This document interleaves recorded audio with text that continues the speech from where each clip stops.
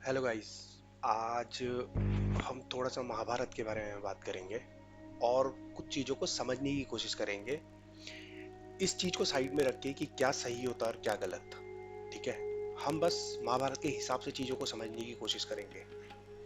जैसे महाभारत में एक बहुत इंपॉर्टेंट क्वेश्चन रेज होता है कि धर्म क्या होता है। ठीक है, और महाभारत में आपको ये समझ में भी आ जाता है कि धर्म को आप एग्जैक्टली डिफाइन कर सकते हो। जैसे कि आप सिंपल देखो कि धरती सूर्य के चारों तरफ चक्कर लगा रही है। ठीक है, और सूर्य अपनी जगह पे अटका हुआ है। धरती और सूर्य के इस कॉन्ट्रैक्ट की वजह से धरती पे जीवन है। अगर ये अपना कॉन्ट्रैक्ट तोड़ दे, जैसे धरती जो है जो सूरज के बहुत पास चले जाए या सूरज से बहुत दूर चल जाए, तो धरती पे जीवन संभव नहीं है। तो दोनों एक कॉन्ट्रैक्ट पे जी रहे हैं और दोनों अपना धर्म निभा रहे हैं। ठीक है, ऐसे ही हमारी जिंदगी में कैसा रहता है कि एक जैसे एक बंदा है, तो उसके फादर होते हैं। ठीक है, तो उसका पिता के लिए एक धर्म है, उसकी माँ होती है, माँ के लिए एक धर्म है, भाई के लिए एक धर्म है, पत्नी के लिए एक धर्म है, बच्चे के लिए एक धर्म है। तो हम ना बहुत सारे धर्मों से बंधे हुए हैं और हम कुछ नहीं करते। मतलब महाभारत के हिसाब से अगर आप देखोगे, जैसे जो युधिष्ठिर के कैरेक्टर है, तो युधिष्ठिर को ऐसा बोला गया है कि उन्होंने हर समय पे हर मौके पे धर्म का पालन किया है। ठीक है, अब अगर हम धर्म को इस हिसाब से डिफाइन करके देखें, तो इंडिविजुअल धर्म को डिफाइन करना बहुत आसान है। जैसे मातृ धर्म, पिता धर्म, जैसे हम अभी बात कर रहे थे, तो इंडिविजुअल लेवल पे अगर आप देखोगे तो बहुत आसान है। लेकिन प्रॉब्लम कब आती है? प्रॉब्लम तब आती है जब दो धर्मों के बीच में कॉन्फ्लिक्ट होता है। जैसे कि महाभारत में इसका बेस्ट एग्जांपल है अर्जुन का, कि जब अर्जुन लड़ाई में लड़ने के लिए जाता है, तो वहां पर उसके पास दो धर्मों के बीच में कॉन्फ्लिक्ट आता है। एक एक धर्म है उसके भाइयों के लिए, कि वो अपने भाइयों से लड़ने जा रहा है, और दूसरा धर्म है उसका क्षत्रिय धर्म, कि जब वो रणभूमि के मैदान में है तो वहां पर उसको लड़ना ही पड़ेगा। ठीक है, तो इसमें से कौन सा धर्म सही है, कौन से को इसको चूज करना चाहिए अर्जुन को? ठीक है, तो इसका आंसर कृष्ण देते हैं कि यहाँ पर उसको क्षत्रिय होने का धर्म निभाना पड़ेगा और अपने भाइयों को छोड़ना पड़ेगा। अब लेकिन यहाँ पर सबसे मेन क्वेश्चन ये कि क्षत्रिय धर्म वो भाइयों के धर्म से ऊपर क्यों जा रहा है? ठीक है, तो इसका जो आंसर है ना, इसका आंसर विदुर ने एक्चुअली में दिया था महाभारत में। विदुर ने कैसा बताया था कि जब आपके पास ऐसा है कि दो धर्म का कॉन्फ्लिक्ट है, तो आपको ये देखना है कि गेन किससे ज्यादा हो रहा है। जैसे कि आपका बेटा है और आपके बेटे को मार के एक राज्य को बचाया जा सकता है, तो आपको उस बेटे को मारना पड़ेगा। एक राज्य को खत्म करके एक देश को बचाया जा सकता है, तो राज्य को खत्म करना पड़ेगा। एक देश को बचा मार के एक धरती को बचाया जा सकता है, तो देश को खत्म करना पड़ेगा। तो उसने बोला था कि जिससे ज्यादा गेन मिले, ठीक है, हमें उस चीज को, वो मतलब उस धर्म को चूज करना है। तो एग्जैक्टली exactly अगर आप देखेंगे, जो अर्जुन का जो कॉन्फ्लिक्ट था कि भाइयों को मारूं या क्षत्रिय होने का धर्म निभाओ, तो क्षत्रिय होने का धर्म बड़ा बन जाता है, क्योंकि अगर वो क्षत्रिय होने का धर्म नहीं निभाएगा तो उसके जो 100 भाई सामने बैठे हैं, उन 100 भाइयों की वजह से एक पूरा राज्य खतरे में है।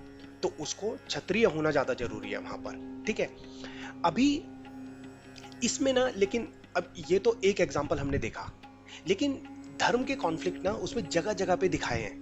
ठीक है, अब जैसे इसी टाइप का सेम एग्जाम्पल का जो धर्म आता है वो युधिष्ठिर पे आ जाता है। ठीक है, जब द्रौपदी का चीरहरण हो रहा था, तो इस पे बहुत सवाल है, बहुत सारे सवाल, और इसमें तो लेयर्स हैं। मतलब इस पर्टिकुलर टॉपिक पे कि जैसे द्रौपदी का चीरहरण था तो वो जस्टिफाइड कैसे था, और युधिष्ठिर ने जो भी चीजें करी वो जस्टिफाइड कैसे थी। ठीक है, कि उसने द्रौपदी को दांव पे लगा दिया। ठीक है, तो गाइज यहाँ पर ना एक चीज समझने वाली है, यहाँ पर हम ये देखेंगे सही और गलत नहीं, यहाँ पर हम ना चीजों को थोड़ा सा समझने की कोशिश करेंगे दूसरे पर्सपेक्टिव से। जो युधिष्ठिर का वहां पर रोल था, देखो, जब शकुनी ने युधिष्ठिर को प्रपोजल भेजा था डाइस खेलने का, ठीक है, तो युधिष्ठिर को यह बात ऑलरेडी पता थी कि वहां पे जाके वो खुद हारने वाला है। ठीक है, क्यों? क्योंकि शकुनी बहुत टाइम से प्रैक्टिस कर रहा था और ये बात युधिष्ठिर को ऑलरेडी पता थी। ठीक है, अगर वो वहां जाता है और वहां जाके उसकी हार निश्चित है, ठीक है, एक तो ये है, और दूसरा ये है वो शकुनी को रिफ्यूज कर दे कि भाई मैं नहीं आ रहा खेलने के लिए। ठीक है, और अपनी फैमिली को और अपने आप को बचा ले। लेकिन वो ये नहीं करता, वो ना अपने एक धर्म का पालन करता है कि तुम अपने एल्डर्स की बात को मना नहीं कर सकते, और वो इस धर्म को निभाता है, इसलिए वो शकुनी को हाँ बोलता है, जबकि उसको खेलने का ऐसा कुछ मन भी नहीं रहता। और इवन युधिष्ठिर को डाइस खेलने का आता भी नहीं था। ठीक है, फिर भी वो जाता है, क्यों? क्योंकि वो अपने बड़े जो उसके एल्डर्स हैं उनकी बातों का मान रखने का, उन्होंने जो प्रपोजल दिया उसका मान रखने के लिए वो अपने धर्म को निभाता है, इस वजह से वो वहां चला जाता है। ठीक है, अब यहाँ पर भी उसके पास दो थे, राइट, कि या तो वो अपने आप को बचा ले या वो अपने मामा की बात को माने। लेकिन उसने अपने मामा की बात को माना था, ठीक है, तो उसने ये वाले धर्म का पालन किया। अब उसके बाद आगे जाते हैं, तो जब वो डाइस खेलते हैं, तो डाइस खेलने के टाइम पे सबसे पहले युधिष्ठिर अपने आप को दांव पे लगाता है और हार जाता है। उसके बाद फिर वो अपने भाइयों को दांव पे लगाता है, फिर वो हार जाता है। फिर वो द्रौपदी को दांव पे लगाता है और फिर वो हार जाता है, ठीक है। अब यहाँ पर एग्जैक्टली अगर देखा जाए मतलब चॉइसेस के हिसाब से, तो द्रौपदी को दांव पे कैसे लगा सकता है, लेकिन यहाँ पर सबसे अच्छा क्वेश्चन ये वाला रेज होता है जब मतलब इसका, जब द्रौपदी का चीरण चलता है, तो वहां पर जब सब लोग बैठे होते हैं, तो यहाँ पर सबसे अच्छा क्वेश्चन यही आता है कि जो बंदे ने अपने आप को दांव पे लगा के अपने आप को ही हरा दिया, अपने आप को ही हार गया, वो दूसरे को दांव पे कैसे लगा सकता है, ठीक है। लेकिन प्रॉब्लम ये है कि वहां पर कोई भी इस बात का जवाब नहीं देता, तो कोई कुछ बोलता नहीं है, वरना इस पे बहुत अच्छा वहां पर डिबेट स्टार्ट हो सकता था, और इवन कृपाचार्य ने या किसने ये बोला भी था कि हाँ ये जस्टिफाइड है, ठीक है। अब जैसे ये वाले पॉइंट पे ना, कि हम ये बोलते हैं कि द्रौपदी गलत थी, युधिष्ठिर ने गलत किया, इसने गलत किया, उसने गलत किया। देखो यहाँ पर ना जो धर्म के जो कॉन्फ्लिक्ट हैं, इसका आंसर ना थोड़ा बहुत विदुर ने एक्सप्लेन किया है, और सेकंड जो बेस्ट पर्सन जिन्होंने मतलब इस बात को थोड़ा सा एक्सप्लेन किया है कि क्या चूज करना है, जो महाभारत के लेजेंड है एक्चुअल में, मेन गॉड कृष्णा है, ठीक है। लेकिन यहाँ पर सबसे बड़ी आयरनी क्या है अगर आप सोचोगे तो, सबसे बड़ी आयरनी ये है कि हम बोल रहे हैं कि कृष्णा को धर्म की पूरी नॉलेज है, कृष्णा को धर्म के कॉन्फ्लिक्ट के बारे में सब कुछ पता है, लेकिन ना हम वही लोग हैं जो ना कृष्णा की उसी चॉइसेस के लिए जो कृष्णा ने रणभूमि में या नॉर्मल उसमें जो डिसीजंस लिए, हम उनके लिए कृष्णा को ही दोषी फैलाते हैं कि कृष्णा अगर इनकी साइड नहीं होते ना पांडव की साइड में, तो पांडव हार जाते हैं, पहले लोग ये बोलते हैं। दूसरे ये बोलते हैं कि कृष्णा ने छल से मतलब ये कौरव लोगों को हराया है, ठीक है। अब अगर आप उसको छल बोल रहे हो, तो आप ये क्यों बोल रहे हो कि कृष्णा को सारे धर्म पता थे, राइट। या तो तुम ये बोलो कि कृष्णा को कोई धर्म नहीं मालूम है और कृष्णा भी मतलब छल करते हैं केवल, कृष्णा को कोई धर्म नहीं मालूम है। लेकिन हम एक तरफ बोल रहे हैं कि कृष्णा को सारे धर्म के कॉन्फ्लिक्ट मालूम है कि दो धर्मों के बीच में किसको चूज करना है, और दूसरी तरफ जब कृष्णा एक चॉइस ले रहे हैं तो हम बोल रहे हैं कि कृष्णा गलत है, ठीक है। तो एक्चुअल में हम जो हिपोक्रेट बन रहे हैं वो हम अपनी सोच में बन रहे हैं, ठीक है। इसमें गलत और सही का वो नहीं है। देखो हम बोलते हैं जो द्रौपदी का चीरहरण हुआ, द्रौपदी का या मतलब जो भी हम बोलते हैं कि द्रौपदी के साथ हुआ कि ये गलत था, पांडवों की बहुत बड़ी गलती थी, ठीक है। ये हम इसलिए बोल रहे हैं क्योंकि ना हम आज के समाज के हिसाब से उस चीज को जानने की कोशिश कर रहे हैं, जो हमारा अभी के हिसाब से समाज में जो पर्सपेक्टिव है, हम उस पर्सपेक्टिव से महाभारत को समझने की कोशिश करते हैं, या किसी भी मतलब ओल्ड मतलब टेक्स्ट जो लिखे गए हैं उनको समझने की कोशिश करते हैं, और फिर ना वो हमारे सेंस में नहीं आते हैं। जब वो सेंस में नहीं आते तो हम उनको बोलने लग जाते हैं तो बेकार है, ये तो ये है। नहीं, आपको ना उस टेक्स्ट को उसी टेक्स्ट के पर्सपेक्टिव से समझना पड़ेगा, तभी आपको थोड़ा सा चीजें क्लियर होंगी। अब जैसे दूसरी चीज मैं इसमें आपको बताना चाहूंगा, ये तो पहले मैंने धर्म का बोला। दूसरी चीज एक कहानी जो बहुत ज्यादा फीड करी गई है, बहुत ज्यादा फीड करी गई है, कि ये महाभारत की जो एक्चुअल जिम्मेदार थी वो द्रौपदी थी, ठीक है। ये जगह जगह पे बोला गया, और द्रौपदी को स्केपगोट बनाने के लिए कि द्रौपदी की वजह से हुआ, इस पे ना बहुत सारी कहानियां हैं। तो आपको मैं एक दो इसमें इवेंट्स के बारे में बताऊंगा। जैसे पहला पहला सबसे पहला हम बोलते हैं कि द्रौपदी ने जब जो वो माया महल था, वहां पर जब दुर्योधन नीचे गिर जाता है, तो उसने बोला था अंधे का बेटा अंधा, ठीक है। सबसे ज्यादा जो फेमस लाइन है वो ये वाली है कि द्रौपदी ने दुर्योधन की बेइज्जती करी थी, ठीक है। लेकिन गाइस अगर आप एक्चुअल में देखेंगे ना, व्यास जी की महाभारत में कहीं भी इसका जिक्र नहीं है कि द्रौपदी ने ऐसा कुछ बोला था। व्यास जी की महाभारत में जब ये वाला जो सीन आता है जिसमें दुर्योधन वो माया महल में नीचे गिरता है, तो वहां पर ना सारे पांडव बैठे होते हैं, और पांडव के साथ और लोग भी बैठे होते हैं, और वो हंसते हैं, वो कुछ बोलते नहीं है, ठीक है। तो दुर्योधन भी वापस जाके ये बोलता है कि पांडव लोग और द्रौपदी मेरे पे हंस रहे थे। उसमें ये कहीं पे जिक्र नहीं है कि उसने द्रौपदी ने इस तरह से बोला था कि ये अंधे का बेटा अंधा इसलिए वो गिर गया। पहला तो हमें झूठ बात ये वाली पता है। ये किसने फैलाई है? ये फैलाई है जब महाभारत को ना एक बंदे की जरूरत थी, मतलब ये जो कहानियां जिन्होंने मतलब आगे नाटक दिखाए या जो भी दिखाने की कोशिश करी अपनी पॉपुलैरिटी के लिए, उनको एक बंदा चाहिए था जिसको जिम्मेदार फैलाना, जिम्मेदार मतलब ठहरा सके हम। वो द्रौपदी को ही ठहराया गया। पहला तो द्रौपदी का ये है। सेकंड जो द्रौपदी पे एक दूसरा वो लगाया जाता है, वो बोलते हैं कि द्रौपदी ने भीम को बोला था कि जब तू दुशासन को मारेगा तो दुशासन का जो ब्लड है ना, मैं उसे अपने बाल दूंगी। ये भी बड़ी फेमस कहानी है, लेकिन ये भी झूठ कहानी है। द्रौपदी ने ऐसा कुछ नहीं बोला था। भीम ने ये जरूर बोला था कि मैं दुर्योधन ये दुशासन से बदला लूंगा, और मतलब ये दुशासन को मैं मतलब मारूंगा, ये उसने प्रण लिया था। लेकिन ना द्रौपदी ने ऐसा कुछ नहीं बोला था। ये ना एक दूसरा प्ले है, जिस प्ले में ये बात बोली गई है कि द्रौपदी ये बोलती है कि मैं उसके उसके ब्लड से अपने बालों को धोऊंगी, ठीक है, ये उस प्ले का पार्ट है, महाभारत का पार्ट नहीं है, ये भी महाभारत में जबरदस्ती ऐड किया गया है। तीसरा जो महाभारत में सबसे मेन वो है, जिसमें तो लोगों को बिल्कुल ही यकीन है कि हाँ ये ऐसे ही था। वो बोलते हैं कि द्रौपदी का, कि कृष्ण ये कर्ण के लिए बहुत ज्यादा अफेक्शन था। ठीक है, ये भी बिल्कुल झूठ बात है।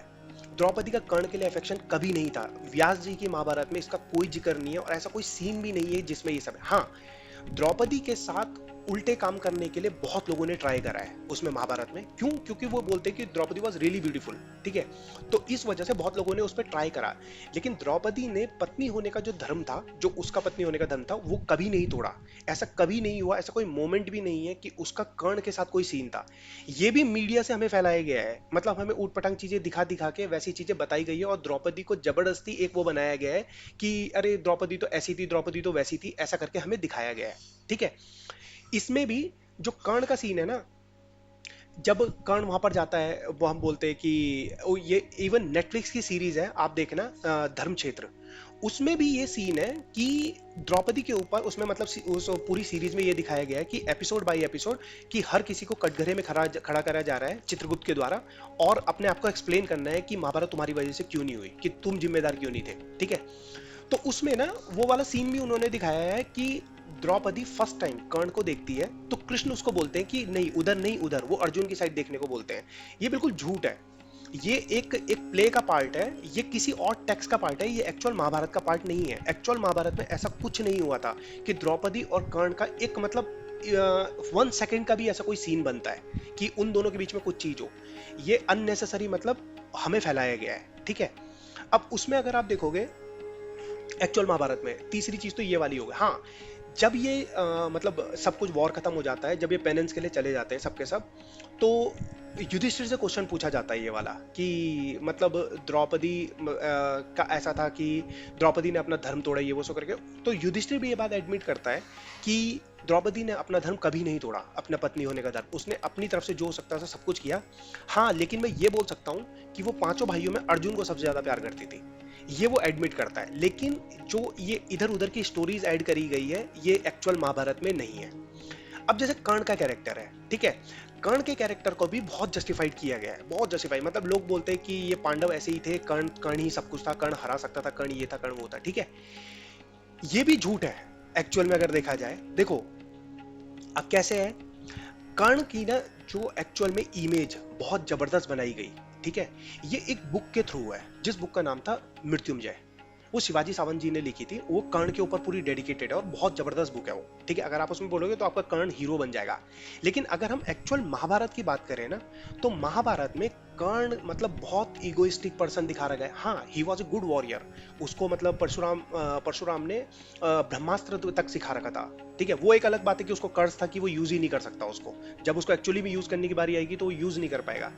लेकिन ये भी है कि कर्ण से ज्यादा ईगो वाला बंदा कोई नहीं था। अब इसका प्रूफ क्या है? इसका प्रूफ सबसे बड़ा ये है, देखो कर्ण के साथ जो गलत करा वो कुंती ने किया था। ठीक है, कुंती ने मतलब जब सूर्य देव से वो पैदा हुआ था, तो उसके बाद उसको छोड़ दिया था। ठीक है, तो उसको एक्चुअली में अपनी माँ के लिए तो वो था ही कि मेरे को मतलब छोड़ दिया, मेरे को ऐसे किसी और के वहां छोड़ दिया छोटे में ही, और मतलब बड़ा होकर तुम मुझे कैसे बोल सकते हो कि तुम मेरे बेटे हो। उसका पॉइंट जस्टिफाइड है वहां पर।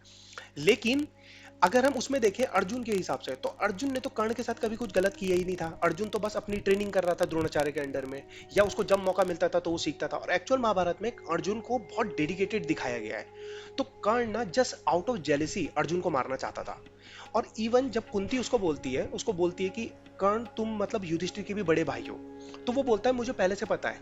तो वो बोलता है लेकिन मैं तुम्हें एक बात का वो दे सकता हूँ, यही इस पॉइंट से पता लगता है कि कर्ण को कितनी जेलेसी थी। वो उसको बोलता है कि याद रखना, पांचों पांडवों में से मैं किसी को नहीं मारूंगा, मैं सिर्फ अर्जुन को मारूंगा। तो मतलब कि कुंती को वो बोलता है अगर अर्जुन मरा तभी भी तेरे 5 बेटे होंगे, और मैं मरा तभी भी तेरे 5 बेटे होंगे। मतलब उसकी जो पूरी जेलेसी थी वो सिर्फ अर्जुन के लिए थी। क्यों? क्योंकि उस टाइम का जो सबसे बड़ा वॉरियर था अर्जुन था, और कर्ण ये चाहता था मैं अपने आप को प्रूव करूं। ठीक है, एक मोमेंट, अब जैसे मैं इसमें कर्ण की बात आ रही है, तो मैं इसमें कर्ण के बारे में एक चीज और बताना चाहूंगा। ये महाभारत में है। ठीक है, महाभारत में कैसा है कि जब दुर्योधन ये पांडव लोग इनको वनवास के लिए भेज देते हैं 12 साल के लिए, तो जब 5 साल हो जाते हैं तो ये लोग मतलब अपना वहां पर प्रैक्टिस कर रहे होते हैं जंगल में ही ऐसे।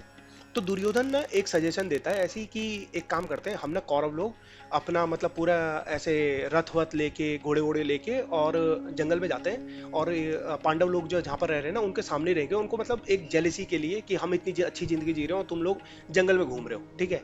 ऐसा करके इनको जेलिसी के लिए हम वहाँ पर जंगल में जाते हैं। तो ये जंगल में जाते हैं, जंगल में जाके कर्ण दुर्योधन ये सब जाते हैं, सारे कौरव।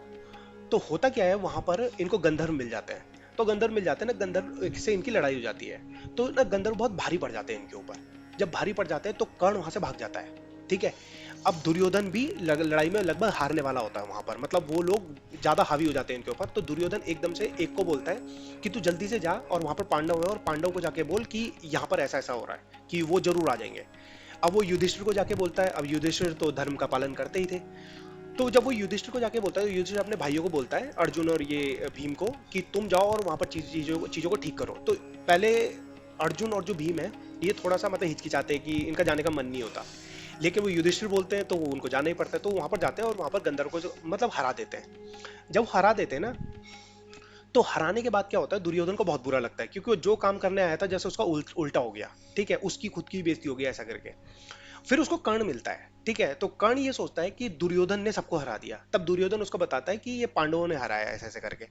तो जब ये वापस आते हैं ना, तो यहां पर ना एक रोल जो शकुनी का है, आप देखोगे कि शकुनी तक चेंज हो गया पर कर्ण चेंज नहीं हुआ था। जब ये वापस आता है तो शकुनी को पूरी कहानी सुनाता है कि वहां पर जंगल में क्या हुआ।